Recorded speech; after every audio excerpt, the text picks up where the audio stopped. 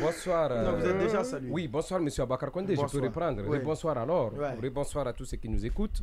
Merci à tous ceux qui font l'effort de nous suivre et qui achètent l'antenne, comme on le dit, l'antenne locale ou l'antenne radio, Serato, pour pouvoir nous suivre dans ce studio ou dans cette émission. Merci à tous pour cet effort. Nombreux, hein, Ils sont très nombreux, surtout des gens, on peut même parler de l'intelligentsia guinéenne, des gens qui sont la crème de l'intelligentsia, qui fournissent d'efforts pour pouvoir nous suivre. D'abord, je voudrais juste commencer par cette belle et salutaire introduction de mon grand frère et parent Keramadou Mbouane par rapport à l'attitude déshonorante et peu enviable de certains conseillers du général Mamadi Doumbouya.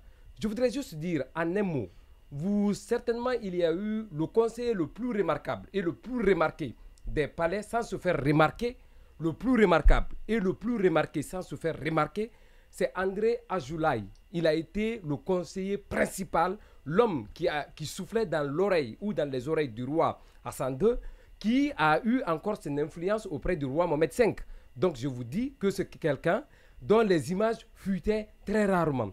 Il y a eu aussi l'homme à tout faire de l'ancien président Mitterrand, qu'on a appelé Jacques Attali, je ne parle pas du premier ministre actuel, mais le chasseur de tête. Gabriel Attali. Voilà, je veux parler du chasseur. Oui, Gabriel Attal. Je veux parler cette fois-ci de Jacques Attali, qu'on appelle le chasseur de tête, et comme on appelle aussi la tête penchante de Mitterrand.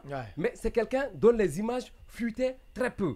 Il y a eu en Guinée un conseiller du président qui a été très proche de 3 chefs d'État.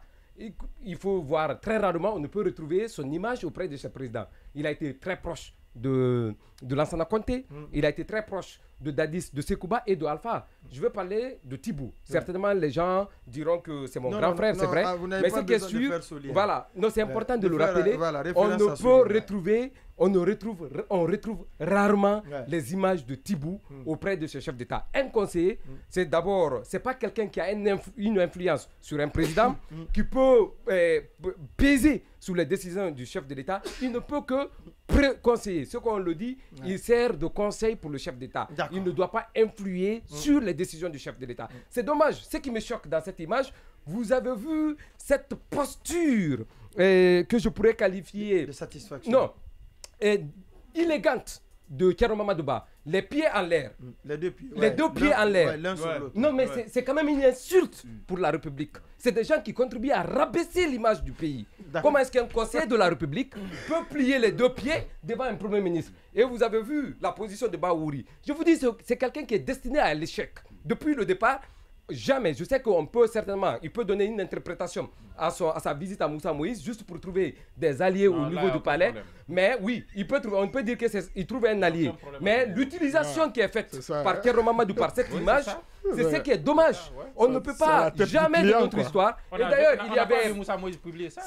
Il y a eu des images récentes de Kero avec les pieds sur la table, sur le bureau. Mais je vous dis qu'il faut qu'on arrête. Il ne faut pas qu'on infantilise la République. Il ne faudrait pas qu'on désacralise la fonction d'État dans notre pays. C'est dommage, c'est triste et c'est regrettable. Je le dis et j'assume. Il y a Ari Gayano. On va avancer là. Oui, si vous permettez, il y a Ari Gayano qui a été... Non, il y a Ari Gayano, en 30 secondes. Je finis en 30 secondes. Il y a Ari Gayano qui a été un conseiller influent de Nicolas Sarkozy. Il apparaissait moins. Un bon conseiller, c'est celui qui conseille et qui disparaît, mais pas celui qui s'affiche et qui s'assume. Ils essayent de s'accrocher. Oui, on sait que c'est des gens qui sont en disgrâce. Quand on a une influence, il faut qu'on arrête.